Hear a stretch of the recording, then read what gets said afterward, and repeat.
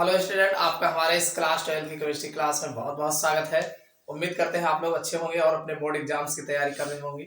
चलिए बच्चों, आप अपने बोर्ड एग्जाम्स की तैयारी में लगे रहिए और रेगुलर जो है ज़्यादा से ज़्यादा पढ़ने का अभ्यास कीजिए और ज़्यादा से ज़्यादा कंटेंट को तैयार करिए और रिविज़न भी करते रहिए। पिछला जो आपने पढ़ा है उसका रिविज़न भी अच्छे से करते रहिए। चलिए, इस रिविज़न की कड़ी में आज हम जो चैप्टर देखने वाले हैं, डी एंड एफ ब्लॉक के तत्व, जो हमारा केमिस्ट्री का जो है चौथा लेसन बनता है। आज इस चैप्टर में एक ऐसे क्वेश्चन को लेके आया है जो आपके बोर्ड एग्जाम्स में काफी ज्यादा पूछे गए हैं और ये हर साल में मान के चलिए घुमा फिरा के अक्सर जो है पूछा जाता है। तो चलिए देखते हैं आज का हमारा जो टॉपिक कि संक्रमण तत्व किसे कहते हैं। पहली बात तो यही पूछा जाता है, संक्रमण तत्व क्या होते हैं, साथ में इनकी विशेषताएं बताइए। इस टाइप से पूछा गया है और इसी क्वेश्चन को अलग अलग तरीके से अलग अलग टाइप से पूछा गया है। जैसे डी ब्लॉक के तत्व क्या है, ऐसे करके पूछा गया है। और उन्हें संक्रमण तत्व क्यों कहा जाता है, ये ऐसे पूछा गया है कि डी ब्लॉक तत्व क्या होते हैं, उन्हें संक्रमण तत्व क्यों कहा जाता है, उनके निम्न गुणों को समझाइए। नीचे आपको कुछ गुण के टॉपिक बता दिए जाते हैं कि इनके आधार पर समझाइए। जैसे चुंबकीय प्रकृति, ऑक्सीकरण अवस्था, ऐसे दे दिया जाएगा। तो चलिए इस टाइप के क्वेश्चन को हम जो है देख लेते हैं, एक साथ जो है समझ लेते हैं। चाहे जैसे आएगा आराम से आप लिख ले जाओगे। तो चलिए देखते हैं। सबसे पहले देख लेते हैं कि संक्रमण तत्व क्या होते हैं। देखो बच्चों, सबसे पहले बात आती है संक्रमण तत्व क्या होते हैं या जो है डी ब्लॉक के तत्व किसे कहते हैं। तो देखो, इसको बताने के लिए कई तरीका है, आपको जो अच्छा लगे आप बता सकते हैं। आप बता सकते हैं कि वे तत्व जिनके अंतिम इलेक्ट्रॉन बाह्य कोश के पिछले कोश में जो है डी ऑर्बिटल में प्रवेश करते हैं। किसमें प्रवेश करते हैं? डी ऑर्बिटल में प्रवेश करते हैं, तो उन्हें डी ब्लॉक के तत्व कहते हैं। आप ऐसे भी कह सकते हैं, आप ऐसा भी कह सकते हैं कि वे तत्व जिनके अंतिम इलेक्ट्रॉन जो है डी सबशेल में प्रवेश करते हैं या डी कक्षक में प्रवेश करते हैं, डी ब्लॉक के तत्व कहलाते हैं। आप ऐसे भी कह सकते हैं वे तत्व जिनके अंतिम इलेक्ट्रॉन n-1 डी कक्षक में प्रवेश करते हैं, डी ब्लॉक के तत्व कहलाते हैं। समझ में आ गया होगा कि डी ब्लॉक के तत्व किसे कहते हैं।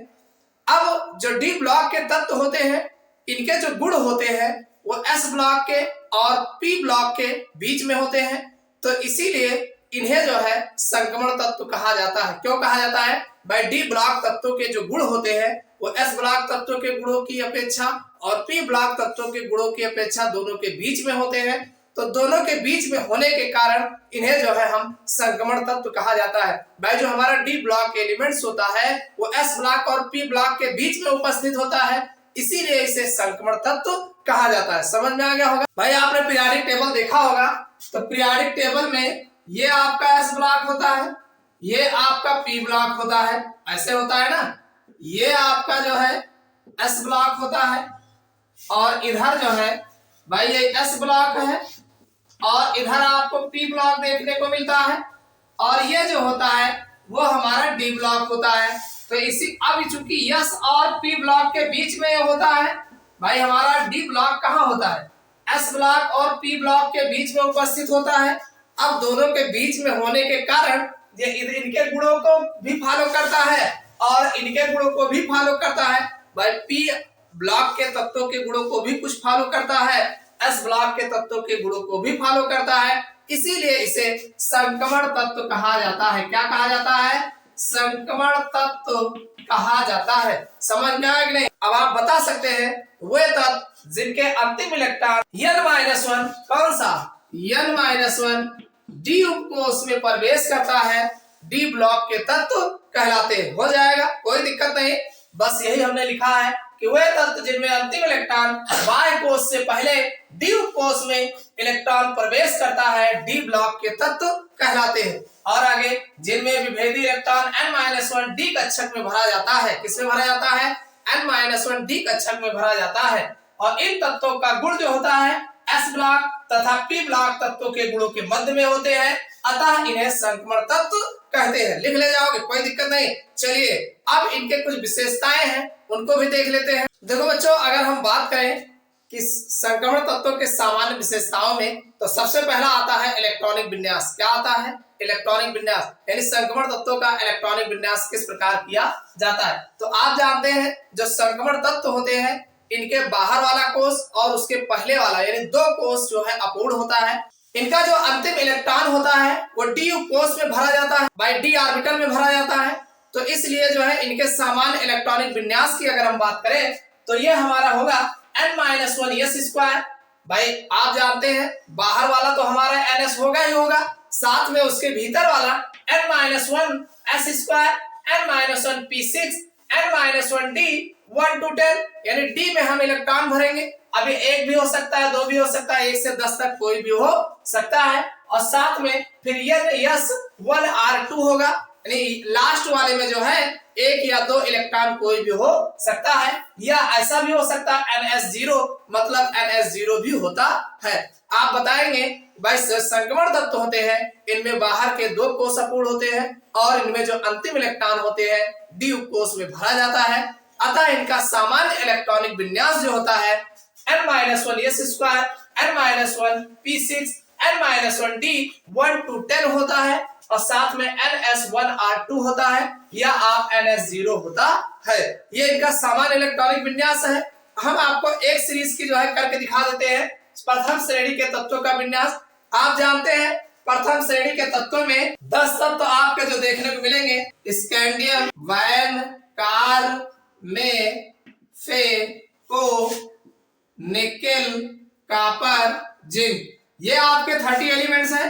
अगर इनके एटॉमिक नंबर परमाणु क्रमांक की बात करते हैं तो आप जानते हैं ये 21 होता है, ये 22, ये 23, 24, 25, 26, 27, 28, 29 और 30, ये इनके परमाणु क्रमांक हैं। अब इनका जो इलेक्ट्रॉनिक विन्यास होगा बाह्य कोश का, भाई वैसे तो अगर देखा जाए भाई बाहर वाले कोश में जो इलेक्ट्रॉन भरे जाएंगे वो हमारे बाह्य कोश का जो विन्यास होगा, बाह्य कोश का विन्यास, तो बाह्य कोश का जो इलेक्ट्रॉनिक विन्यास होगा वो होगा 3d1 हो जाएगा और 4s2 होगा।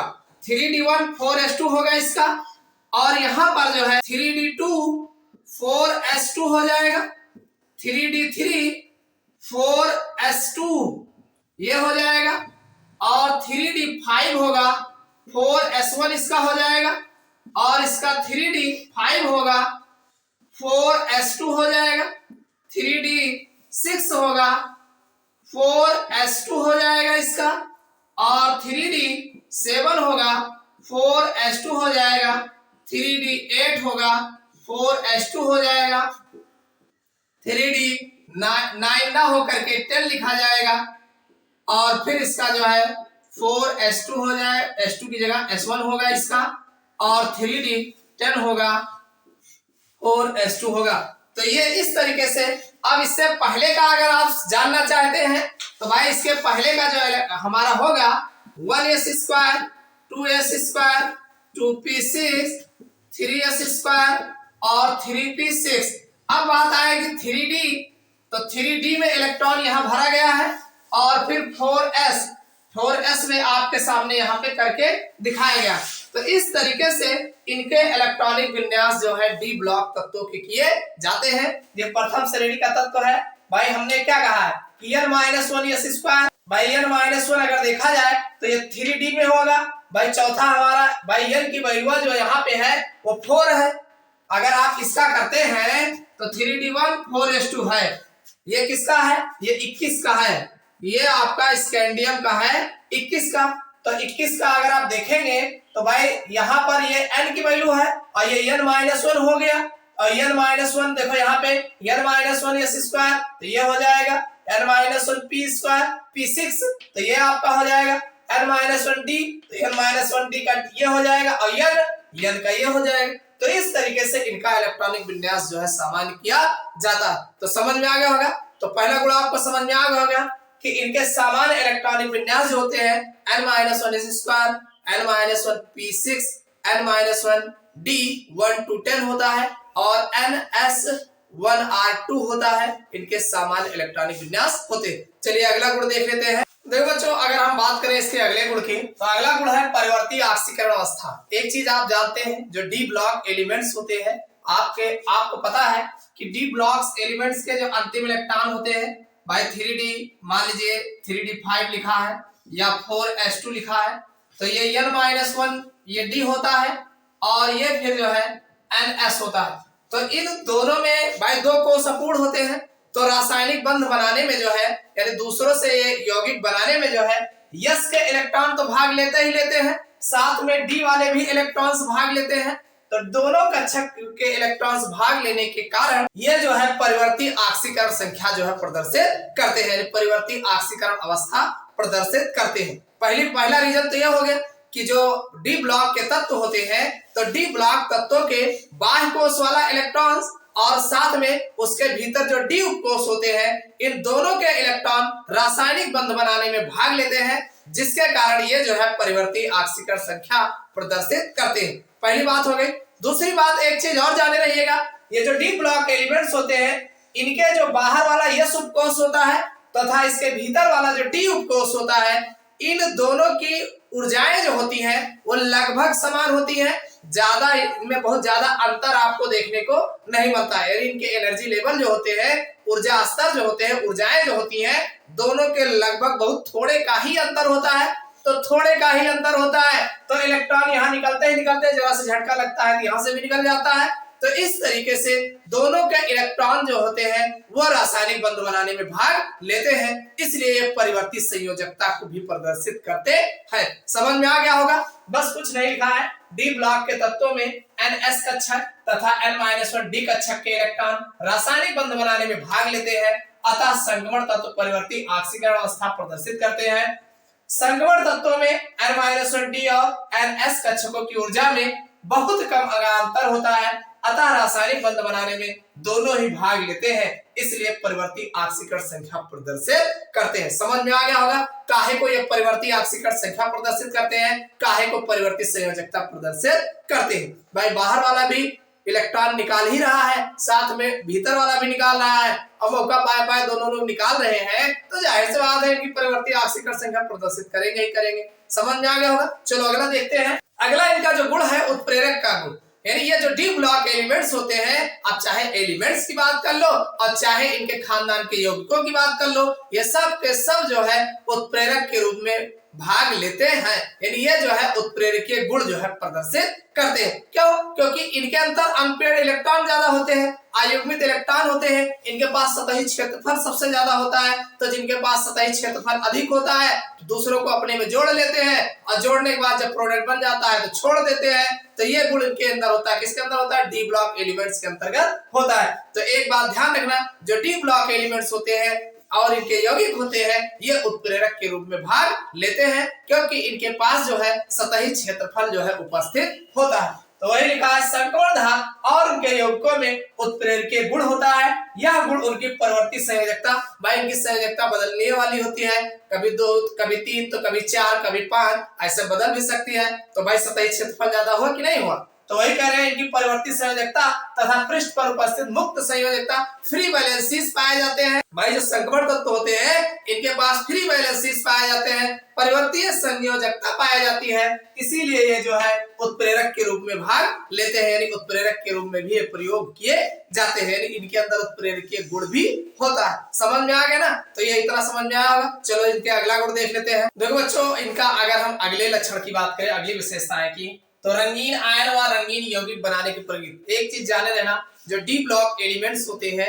ये रंगीन आयन बनाते हैं, भाई रंगीन आयन का निर्माण करते हैं और साथ में रंगीन यौगिकों का भी निर्माण करते हैं। अब ये रंगीन आयन रंगीन यौगिक क्यों बनाते हैं? यानी इनके डी सबशेल में जो है अनपेयर्ड इलेक्ट्रॉन पाए जाते हैं, अयुग्मित इलेक्ट्रॉन पाए जाते हैं, और इसी अयुग्मित इलेक्ट्रॉन के कारण जो है ये रंगीन आयन और रंगीन यौगिकों का निर्माण करते हैं।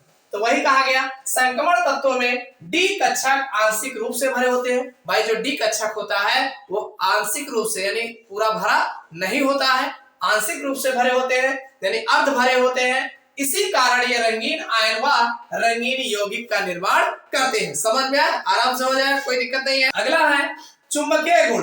अब ये इनकी चुंबकीय गुण भी होती है। भाई जो डी ब्लॉक एलिमेंट्स होते हैं ये चुंबकीय गुण भी प्रदर्शित करते हैं। भाई चुंबकीय में प्रतिचुंबकीय और अनुचुंबकीय ये दोनों टाइप के भी गुण प्रदर्शित करते हैं। अब ये प्रतिचुंबकीय कौन प्रदर्शित करेगा, अनुचुंबकीय कौन प्रदर्शित करेगा?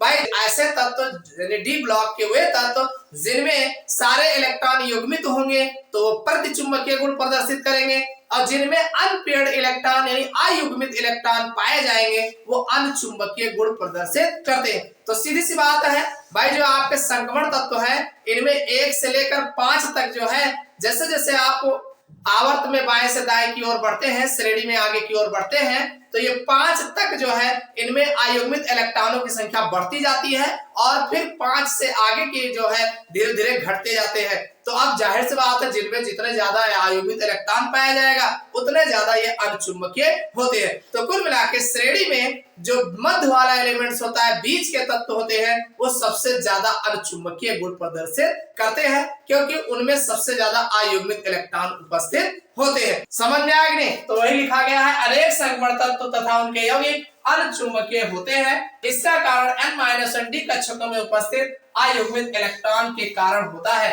किसी भी संक्रमण श्रेणी में बाएं से दाएं बढ़ने पर अयुग्मित इलेक्ट्रॉनों की संख्या 1 से 5 तक बढ़ती है, अतः धातु आयन में अणुचुंबकीय लक्षण बढ़ता जाता है।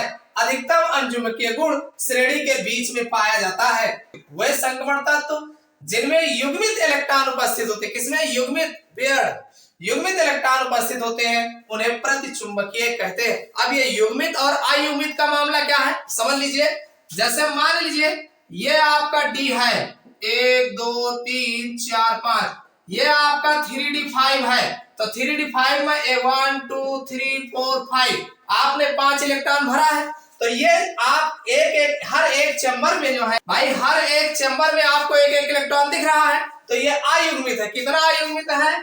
5 अयुग्मित है, 5 अयुग्मित। तो जब 5 अयुग्मित है तो सबसे ज्यादा अणुचुंबकीय गुण जो है ये प्रदर्शित करता है। इसी में अगर भाई जितने संख्या अयुग्मितों की कम होगी वो आपके अणुचुंबकीय गुण कम हो जाएंगे। इसी को आप मान लीजिए 2-2 इलेक्ट्रॉन भर देते हैं सब में। ये अगर आप 3d10 की बात कर लेते हैं तो ये सब के सब कैसे हो जाएंगे? युग्मित हो जाएंगे। तो जब युग्मित हो जाएंगे तो ये प्रतिचुंबकीय हो जाएंगे। क्या हो जाएंगे?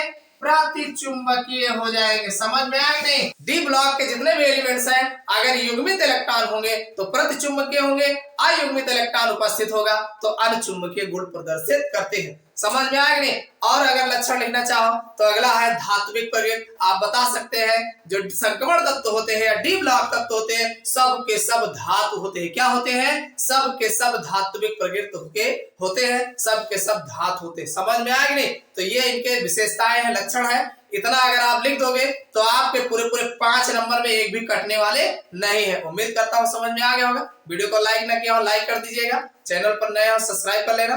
और एक बात ध्यान रखना, देखो 12th की जो है केमिस्ट्री और फिजिक्स का कंप्लीट वीडियो हमारे चैनल पर उपलब्ध है। अगर आप अपने बोर्ड एग्जाम्स की तैयारी कर रहे हो तो आप हमारे चैनल से भी कर सकते हैं। चलिए फिर मिलते हैं अगले क्लास में किसी नए टॉपिक के साथ।